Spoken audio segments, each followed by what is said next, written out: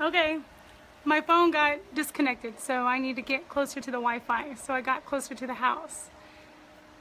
And so what I was saying was, I knew God wanted me to write a book, and if you've never done anything, you have to be really bad at it first. People need to get over this perfectionist syndrome that we've gotten to where everything has to be perfect. If we're going to always be perfect, we'll never do anything for the Lord. He can be perfect in us, in our imperfect state. So I always tell my kids, you have to be bad at something before you can be good at it. So I knew I needed to write this book. It's been on my heart. It was on my heart for about 5 years. I was about 23 or 24 when God gave me the idea of a book. And it's funny because I was probably the furthest away from God at that time. We weren't going to church. I was getting my master's degree. We were so busy, and we kind of let our relationship with God kind of fall away. But it was still during that time of me being far from Him that He planted the seed of my destiny, which it just shows how much He loves us no matter what. And so for about 5 years, I was harboring this idea for a book, and I would try to write it, and it was really difficult because I didn't know what I was doing, and it's hard to do something you've never done before. And so our church did something where they did it for 40 days. And so for 40 days, I wrote on this book. I had no idea what I was doing, and every day I would tell God, I have no idea what I'm doing. And so I wrote about half the book in 40 days. And so it took me a few more months to finish the book. And that was the beginning. So now I've written 13 books, and I've been published in 3, and I'm writing 2 right now, but I'm trying to finish 1 in 30 days. I'm trying to finish my 3rd book to the series Eve of Awakening, which was my first debut novel. Kind of started it all. So 30 days can change your life. 30 days can change the trajectory of your life, change your future self. It can put you on a path of a new destiny. It can put you right in the center of God's will. 30 days can do amazing things if you just do whatever it is that God wanted you to do, whether it's, work out, watch what you eat, serve your family if you're having relational, problems in your family, serving your husband or your wife, or serving your kids, or if you're financially in straits, not shopping, not spending money, eating your leftovers, not going out to eat. So 30 days can be a game changer for your life. So I'm starting this 30-day sermon. My dog's here. He's trying to get up. Come on.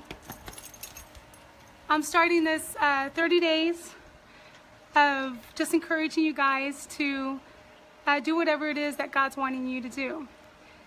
And the main thing I want us to start before we start on anything is really spending time with God every day. I think we have this idea of spending time with God that it's going to be, the set time every day, and we're going to have, all this peace and nobody needing our attention, and we get to light the candles and have our pillows, and now my daughter is here. And, we're just going to have this awesome time with God and no interruptions, and life's going to stop for us. And that doesn't happen. Even in the Bible, Jesus had to literally get away from the crowds. He had to go to the other side of a lake, or he had to go up the mountain, or, we're going to have to do that. Just like any relationship, we never get that, set schedule time with our spouse or our friends or our brothers and sisters. We have to make that time. And I think that sometimes we don't even do it because it's not going to play out like we imagine it in our minds. But many times you're going to be in the bathroom when you finally get on your knees and talk to God. Or you'll be in your closet. Or it'll be right before bedtime. Or, you'll be at your desk and think, you know what, I need to spend a few minutes with God. So you really have to make that time. And you have to be able to set the world aside and focus on God, which is really, really hard for us to do because our minds are constantly occupied by things. So I just want to encourage us for 30 days just to take that time to really spend time with God, because it's hard to know what you're supposed to do with your life when you don't spend time with the creator of your soul and your spirit and your destiny. So I'll be talking to you guys every day for 30 days, and I'm going to try to write my book.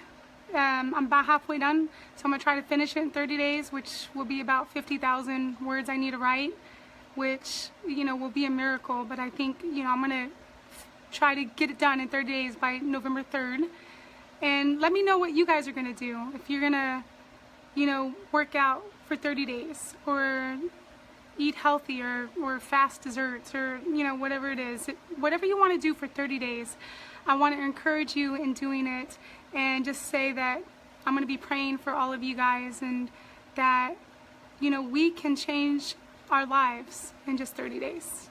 We can change everything, the entire path, in an instant. You know, we give God just a little bit, and He will give us everything. It's like the prodigal son. The prodigal son just got out of the mud and just said, you know what, let me go back to my father. And you know what the father did?